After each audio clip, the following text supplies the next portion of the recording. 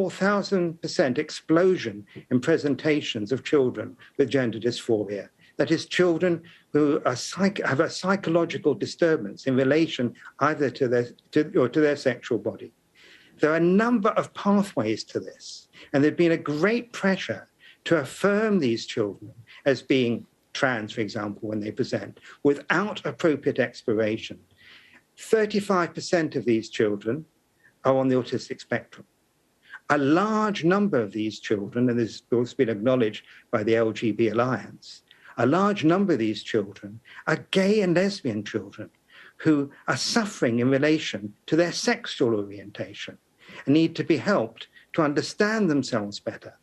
So that is, they have what we call an internalized homophobia.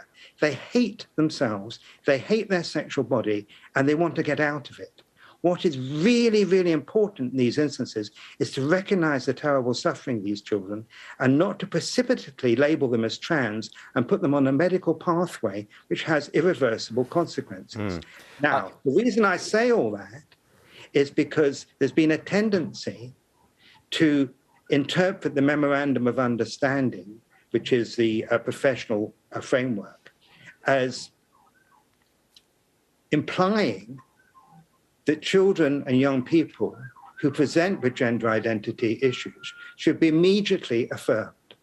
And this is that's caused damage. Now, why the legislation is a problem here is, given that there's no definition of it, our great concern has been, for example, if a clinician meets a child who has various disturbances, such as internalized homophobia, such as 70% are girls, and why are all these girls presenting with hatred of their sexual bodies and wanting mastectomies and organs removed and so on?